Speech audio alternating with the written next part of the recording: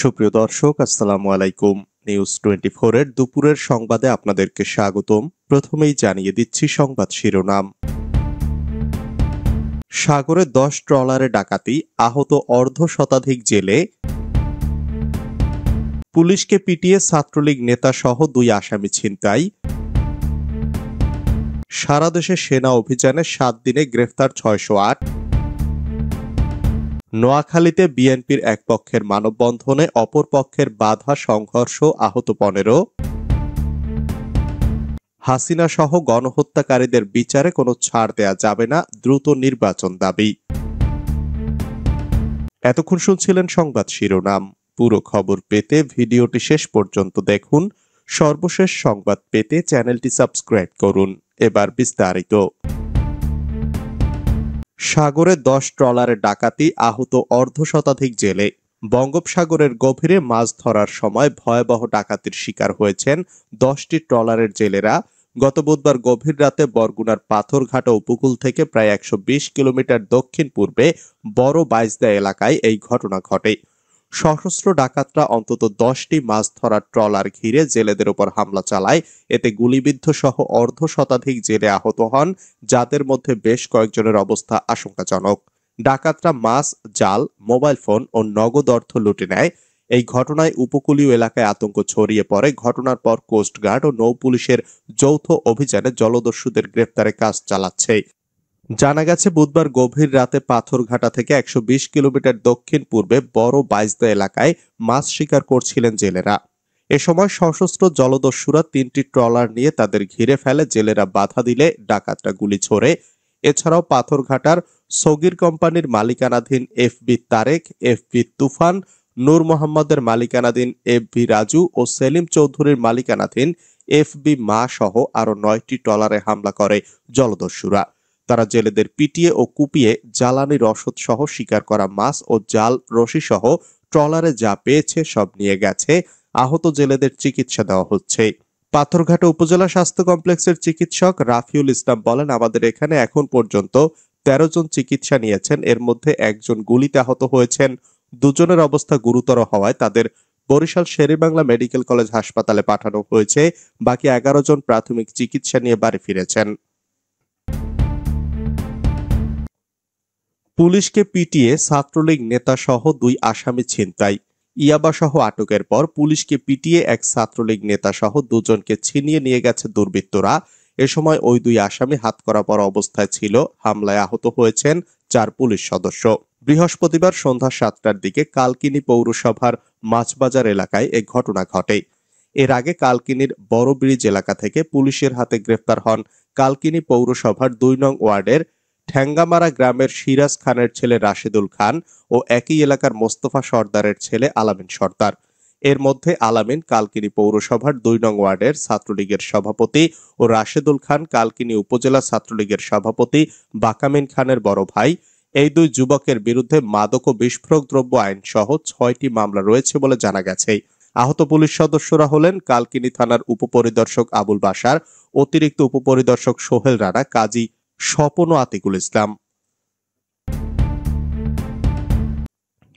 সারা দেশে সেনা অভিযানে 7 দিনে গ্রেফতার 608। বাংলাদেশ সেনাবাহিনীর নেতৃত্বে যৌথ অভিযানে 7 দিনে 608 জন অপরাধীকে গ্রেফতার করা হয়েছে। এ সময় তাদের কাছ থেকে আগ্নেয়াস্ত্র, গোলাবারুদ ও মাদকদ্রব্য উদ্ধার করা হয়েছে।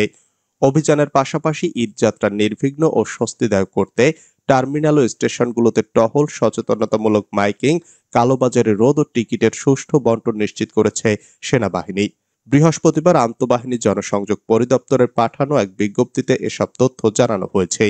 আইএসপিআর জানায়, দেশের চলমান পরিস্থিতিতে আইনশৃঙ্খলা নিয়ন্ত্রণে রাখার লক্ষ্যে দেশব্যাপী পেশাদারত্বের সঙ্গে কাজ করে চলেছে বাংলাদেশ সেনাবাহিনী।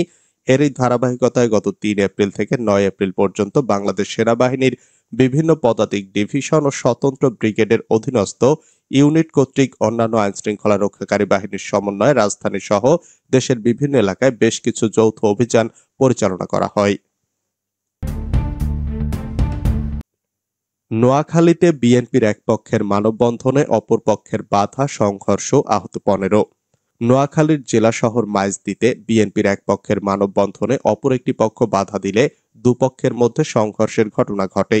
এতে উভয় পক্ষের অন্তত 15 জন আহত হওয়ার খবর পাওয়া গেছে। গতকাল দুপুরের দিকে নোয়াখালী জেলা প্রশাসক কার্যালয়ের সামনে আয়োজিত মানববন্ধনে এ ঘটনা ঘটে। আহতরা হলেন সুবর্ণচর উপজেলার চরজব্বর ইউনিয়নের ৭ নং ওয়ার্ড বিএনপির সভাপতি, স্থানীয় যুবদল কর্মী রাকিব জিয়া, স্বেচ্ছাসেবক দল নেতা সুজন মিয়া, যুবদল নেতা মোহাম্মদ শরীফ ও সুবর্ণচর উপজেলা যুবদলের যুগ্ম আহ্বায়ক আবুল খায়ের আকাশ। হাসিনা সহ গণহত্যাকারীদের বিচারে কোনো ছাড় দেয়া যাবে না, দ্রুত নির্বাচন দাবি।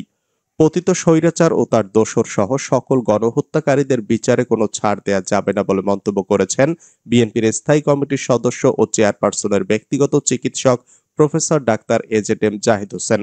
লন্ডনে ব্রিটিশ অল পার্টি পার্লামেন্টারি গ্রুপের আয়োজনে অনুষ্ঠিত বাংলাদেশের গণতন্ত্র, নির্বাচন ও রাজনৈতিক দলগুলোর ভূমিকা শীর্ষক সেমিনারে কিনোট স্পিকার হিসেবে যোগ দিয়ে এমন মন্তব্য করেন তিনি। ডাক্তার জাহিদ তার বক্তব্যে আগামীর প্রত্যাশিত বাংলাদেশ গড়তে অন্তর্বর্তী সরকারের কাছে দ্রুত সুস্পষ্ট নির্বাচনের রোডম্যাপ ঘোষণার দাবি জানিয়ে বলেন, বাংলাদেশের বহুদলীয় গণতন্ত্র ফিরিয়ে আনতে নিরলস পরিশ্রম করেছিলেন দলের প্রতিষ্ঠাতা শহীদ প্রেসিডেন্ট জিয়াউর রহমান। ১৯ দফার মাধ্যমে জাতির গণতান্ত্রিক মুক্তি নিশ্চিত করেছিলেন। একই ধারাবাহিকতায় mother of democracy Begum Khaleda Zia দেশের জন্য কাজ করে গেছেন। বিএনপির ভারপ্রাপ্ত চেয়ারম্যান তারেক রহমান দেশের গণতন্ত্র পুনঃপ্রতিষ্ঠায় প্রতিনিয়ত কাজ করে যাচ্ছেন। ৩১ দফার মাধ্যমে দেশ ও জাতিকে আগামীর জন্য একটি গণতান্ত্রিক বাংলাদেশ গড়তে প্রতিশ্রুতিবদ্ধ। দেশের সকল সংকট নিরসনে একটি অবাধ নিরপেক্ষ নির্বাচনের মধ্য দিয়ে একটি নির্বাচিত সরকার প্রয়োজন। তাই অন্তর্বর্তী সরকারের কাছে আগামী ডিসেম্বরে নির্বাচনের একটি সুস্পষ্ট রোডম্যাপ দাবি করছি। মাদকসহ গ্রেপ্তার নিষিদ্ধ ছাত্রলীগের ইউনিয়ন সভাপতি। শরীয়তপুর সদর উপজেলার মাহমুদপুর ইউনিয়ন ছাত্রলীগের সভাপতি কামরুল তালুকদারকে 50 গ্রাম গাঁজা ও 10 পিস ইয়াবাসহ গ্রেপ্তার করেছে পুলিশ। কামরুল তালুকদার দক্ষিণ মাহমুদপুর গ্রামের সিরাজ তালুকদারের ছেলে। বৃহস্পতিবার রাত 8টার দিকে উপজেলার দক্ষিণ মাহমুদপুর এলাকা থেকে তাকে আটক করে পালং মডেল থানা পুলিশ। পরে পালং মডেল থানার ভারপ্রাপ্ত কর্মকর্তা হেলাল উদ্দিন বিষয়টি নিশ্চিত করেছেন। হেলাল উদ্দিন বলেন, গোপন সংবাদের ভিত্তিতে রাত 8টার দিকে অভিযান চালিয়ে মাহমুদপুর এলাকা থেকে 10 পিস ইয়াবা ও 50 গ্রাম গাঁজা সহ নিষিদ্ধ ঘোষিত ছাত্রলীগ নেতা কামরুল হাসানকে গ্রেপ্তার করা হয়েছে। আজ শুক্রবার তাকে কোর্টে চালান করা হবে। চার্জশিট থেকে আওয়ামী লীগ নেতাদের নাম বাদ দিতে বিএনপি নেতার সুপারিশ। ইউনিয়ন বিএনপির কার্যালয় ভাঙচুর ও ককটেল বিস্ফোরণের ঘটনায় হয়েছে মামলা। সেই মামলার চার্জশিটে আসে আওয়ামী লীগ ও এর অঙ্গ সংগঠনের নেতাকর্মীদের নাম। তবে তাদের নাম বাদ দিতে থানার ওসিকে সুপারিশ করেছেন উপজেলা বিএনপি সভাপতি। এ ঘটনায় উপজেলা জুড়ে শুরু হয়েছে আলোচনা সমালোচনা। অবশেষে ওই নেতার কাছে ব্যাখ্যা চেয়ে চিঠি দিয়েছে জেলা বিএনপি। ঘটনাটি গাইবান্ধার ফুলছড়ি উপজেলার গত বুধবার রাতে উপজেলা বিএনপি সভাপতি সাদিকুল ইসলাম নান্নুর কাছে লিখিত ব্যাখ্যা চেয়ে চিঠি দিয়েছে জেলা বিএনপি।